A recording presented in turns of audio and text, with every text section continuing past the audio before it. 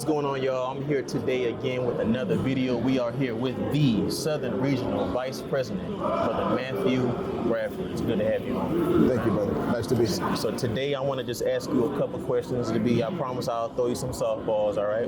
But today I just want to ask you first, what does it take to be in your position? I'll say, first of all, you have to love the fraternity.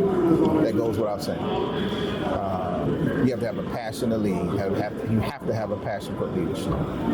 More importantly, you have to have your priorities in line as well. Right? There's a lot of campaigning, a lot of traveling, of course, and a lot of things that brothers normally don't see when it comes to that. But you have to have your family situation in order, your work situation in order, and then the fraternity has to be in order as well, as far as how those things line up.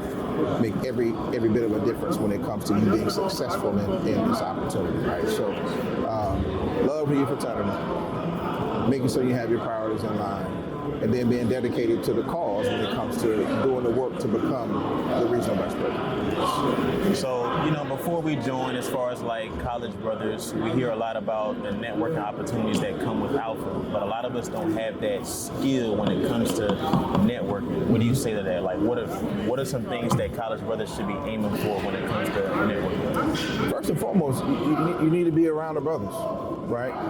Oftentimes when it comes to conventions and conferences, college brothers normally click up and they do what they do, and they rarely interact with alumni brothers, so that your opportunity to network is gone when you do that.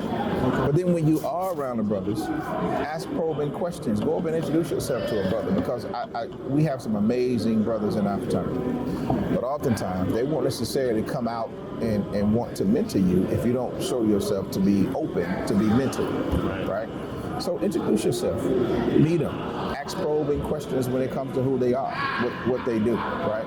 You'll be amazed as to who you've been sitting next to in a convention for an entire business session. He could be the CEO of a company that has an opportunity for you that you don't necessarily explore because you didn't necessarily make an attempt to get to know him. And so it's not a one-way street when it comes to networking.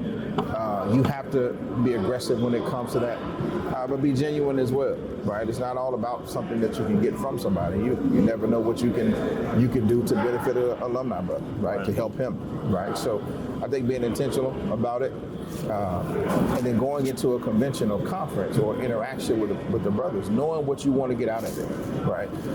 It's not a situation where you're just going to go to one room and all the brothers you need to talk to are going to be right there waiting on you, right? You have to take the bull by the horns, right, and make certain that the brothers know who you are and what it is you're trying to accomplish. Like that. So lastly, I want to ask you, what is something that you want to see Alpha accomplish maybe in the next 5 years? Well, that's quite a bit. First of all, I want us to lead the nation in scholarships that we give to our brothers, collegiately and those that are in postgraduate school or in graduate school. I also want to make sure that we're leading the charge when it comes to advocacy. Our community is normally overlooked. Our community normally is belittled in so many ways, and they look at us as if we're beneath anyone else. But that can't be the case when we have $1.3 trillion as far as economic impact that our community spends with companies that don't necessarily look like us when it comes to the C-suite. So we have to be as astute as we possibly can be when it comes to the advocacy part of who we are as an organization. So what I would love to see happen, not only when it comes to scholarships, I would love to see us be the leading force when it comes to voter education. So much so until if candidates don't come through us and they're vetted through us, they know they don't stand a chance. If bills don't be written in ways that we don't support, they don't have a chance to become law.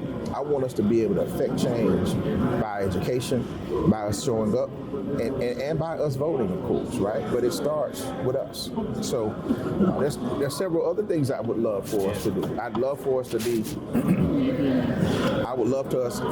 be in a space where we are supporting our own from within when it comes the businesses we have, right? Economic impact. I just talked to you about $1.3 trillion that we have as far as our spending power. But they've done some research to show how long a dollar stays in our community versus the Asian community versus the Jewish community. And you'll be amazed as to how long a dollar stays in those communities versus how long it doesn't stay in ours. So I love to push frat-owned businesses. I love to push black-owned businesses in a way where our collective dollar can be spent with us first and everybody else second. Love that, man. Yeah. Appreciate your time, man. Thank you. I appreciate you. Appreciate it, bro.